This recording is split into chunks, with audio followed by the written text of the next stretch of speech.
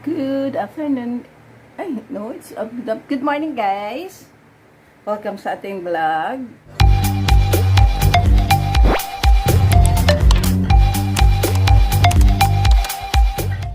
Pasensya na, guys, kasi medyo tawag nito. Medyo ano tayo. Medyo puyat. Kaya video lang tayo. Kagabi kasi, guys. O kahapon. No. Kahapon may shooting kasi dito sa labas ng bayan namin, doon sa kabilang side, sa may park. So, medyo puyat kasi. Maingay, guys. Maingay. Nung kagabi na maingay kasi yung mga bagsakan ng mga bakal. Siguro nagliligpit sila. Yung alaga ko, wala siyang tulog, guys. Mula, ngayon lang po siya umaga. Pinag-breakfast ko siya umaga around bago mag 5 o'clock ng umaga. Pinakain ko siya ng breakfast kasi pero ang pagkatapos niya kumain, hindi pa rin siya natulog eh. Siguro nakatulog siya mga 7 na ng umaga. Tapos nakatulog ako. Nagising ako kasi nagugutom ako. Gutom ako. Akala ko kahit alas 8 lang. Yung pala, alam mo, 11:30 na. Kaya baladala ako kasi yung tiyan ko hindi pwede magutuman. Kain tayo. Ito yung ating kinakain ngayon is pansit, pandesal, at saka egg. Kain tayo. Ang masama kasi, ang hirap ang hirap ganito na yung may kang alaga na yung hindi proper yung tulog niya ba. Ewan ko. Matanda na kasi. Kain tayo.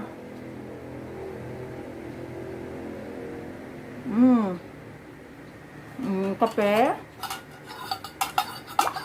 Hinati ko lang yung Hinati ko yung kape kasi na pala 11 alas 12 na, lunch time na naman, kailangan talaga eh. Yung sakit lang ng tiyan ko.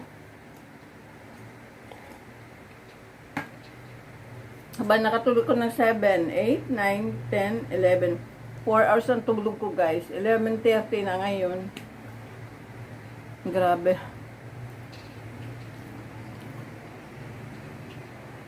Wala lang, yung ginawa namin ng alaga ko, naglaro, kilitian, mga ganun, guys. Ayan, kaya tulog siya ngayon, yung sa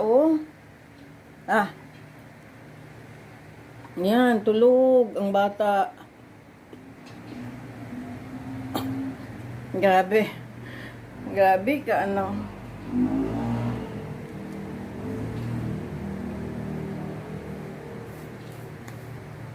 Hindi naman ako makapag-vlog kasi ayaw niya magpaiwan. Ginawa ko, sige, dito tayo maglalaro lang kami dalawa. Hindi din ako makatakas, sige, hawak-hawak niya yung kamay ko. Ganun yung mga nangyari. At nakakatuwa, guys, kasi kahapon, kwento sa inyo. So, post ko dito para makita nyo isisingit ko mamaya. Nakakatuwa kasi magbablog nga ako kasi wag halata yung pang content natin. Ngang ginawa ako habang nagbablog, sabi ng boss ko, isara ko daw yung gate kasi yun na yung bumaba.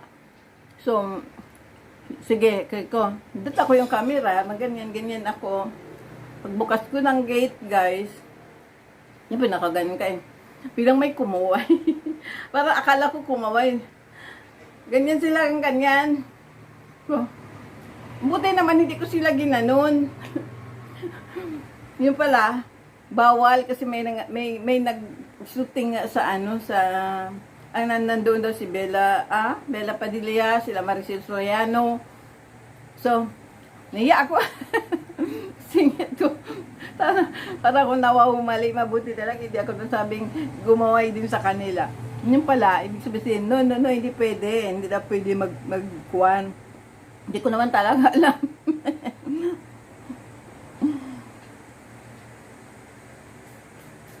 Nakakatuwa nga eh.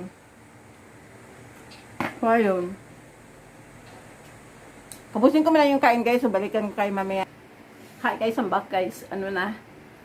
12:20 na ngayon. So, yung alaga ko tulog pa din siya. Pero sabi ng boss ko, kunan ko daw siya ng, ayan, bumalik siya. Wait a minute. Hey, hey, hey, hey. No. Hurry your hands.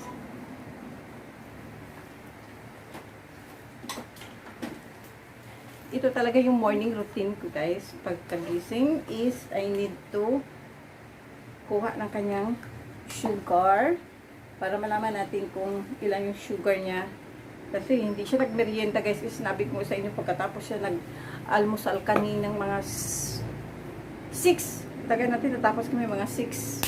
Kasi wala pang 6 o'clock yung kumain na siya. Kasi sabi ko baka makatulog. Kaya kinulan ko siya. So, tuloy-tuloy yung tulog niya. Today is, now is 12:30 na. 12:20. So, I need to, punan natin ng sugar, guys. And then, ganyan natin yan. Minute. Okay. Oh. So, yan yung sugar niya, guys. 6.1. Balik na rin natin. 6.1 po. So, very good. Very, very good.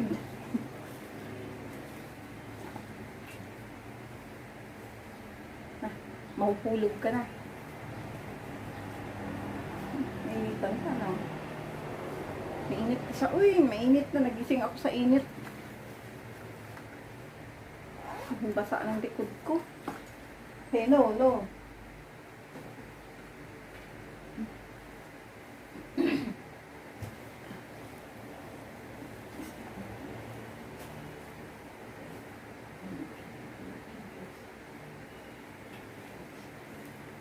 So, ito ngayon, guys. Kaya, minsan hihirapan ako para kahit tulog siya, hindi ko pa rin siyang bantayan. Kasi, ayan, tingnan nyo, yan ang tendency. Sinusuntok niya yung sarili niya. Kapag hindi siya, kapag, yun yung niya, way na, kung may kasama ba ako, wala. Tapos, sinusuntok niya yung ulo niya. Ganyan. Ilan? 6.1. Gising na siya, guys. Ganyan yan siya, guys. Yung alaga ko kasi meron siyang chromosome 4p- syndrome. Pero, Lord nila pong bahala kasi sabi nga nila, at may cerebral palsy. Hindi po siya ganun guys. Yung, ng mga doktor ba, kasi parang siyang normal, although hindi po siya kailangan niya ng assist sa sarili niya. Like kumain, like maglakad, at saka hindi po siya makapagsalita. Although may mga words siya na ayoko, yun alam niya, ayoko. Tapos, ganun niyo guys, may ikukwento ko sa inyo. The other day, matutulog na siya, and then, kasi nagsuot po ako kasi sabihin ko na rin sa inyo, meron po akong sa hearing, mahina yung hearing ko, kaya may sunod akong hearing aid. And then, ito nga yun nangyari, pinapatulog ko na siya ng gabi, tapos nilagyan ko siya nito, hindi siya makatulog guys. Ito nilalagay ko sa ilalim ng unan niya para hindi naman siya mabingi at saka hindi ganoon kalakas pa, di ba? So, dahil siya, matutulog siya, nasa ganyan yan siya. Ito yung unan, ganyan. So, tulog na siya guys. Matutulog na siya. Tapos nilagyan ko na siya. Reklamo siya na reklamo. Tinatawag niya ako, Ake. Kasi yung ate niya is Ake. Ake. Ate siya ng ate. Sabi ko, hininaan ko, baka malakas kasi pandinig ko. Ang lakas talaga ng music niya. Hininaan kasi kinukwento ko. Ganyan siya. Hininaan ko. Ate, pero sabi ko, ano ba nangyayari sa'yo? Ba't ka ate ng ate? Sabi ko sa kanya. Kainis ka na. Sabi ko, kainis ka na. Tama na. Ate. Sus, yun pa, pumasok yung boss ko. Sabi niya, ano nangyayari dyan? Kanina ko pa naririnig, ate ng ate. Yung ko dyan, nandiyan naman yung music niya. Ate pa rin ng ate. Yun pala, guys. Kasi nga, sa pandinig ko, ang lakas, kasi nakahearing ako. Ito pala, hindi tumutunog. Ang tumunog na hearing, nasa likod ko. Yung isa yung speaker, kasi daming yung speaker, guys. Yan yung speaker niya, guys. So, tingnan nyo, 4. So, ayun nga, pumasok kasi yung boss ko. So, ayan yung mga speaker niya, guys. So, tingnan nyo naman yan. Oh, man. Kasi, ayan. Ayan, isa. Ang dami niya talaga speaker guys kasi kapag wala siyang music, umiiyak siya. Ayaw niya yung wala siyang music. Para bang kaya niya.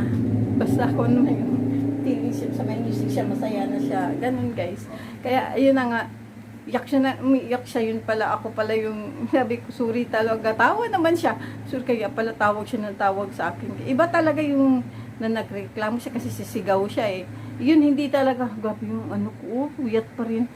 Ano, tapos, hindi talaga siya, hindi reklamo, parang nagtatawag.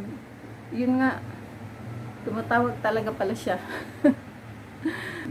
So, dahil okay naman yung kanyang, yung kanyang sugar, 6.1, after this, maligo kami. Yun yung talaga yung daily routine ko guys, everyday. After na wake up, yung mag-wake up, mag-prepare. Sometimes hindi na ako makapag-prepare kasi minsan late na kami makagising.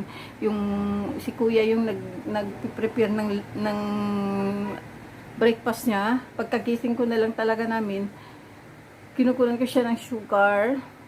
And then, ayun, mag-i-inject ako sa kanya. So, today mag-i-inject ako. Ito talaga kasi ko na yung mga ginagawa ko bago, kasi sobrang, yun lang, wait a minute guys. Mamaya pa pala ako mag-inject kasi sabi ng boss ko, paliguan daw muna namin, pero papahingahin muna siya ng konti. Kung ako mag-isa kasi hindi ko po kaya, kasi sobrang bigat na niya. Dati kasi, nung medyo okay pa yung wala pang pandemic, dalawa po kami, kaya lang nung may pandemic na, kasi yung isa, stay out siya, daily siya umuwi. Kaso lang, ngayon, ako nag-stay in ako, kaya gusto ko na dito lang. Kasi, ayaw ko rin kasi, kung yung isa lalabas, tapos ako din ganun, magta-travel, araw-araw din pa, para nandito, hindi na rin kasi nakapag-work na rin siya sa iba. Kaya, ako na lang ngayon nandito. At saka stay in, kasi gusto ko rin yung mag-stay in, makakatipid ka pa. Wala ka nang gagastusin pa. Kundi lahat naman dito libre.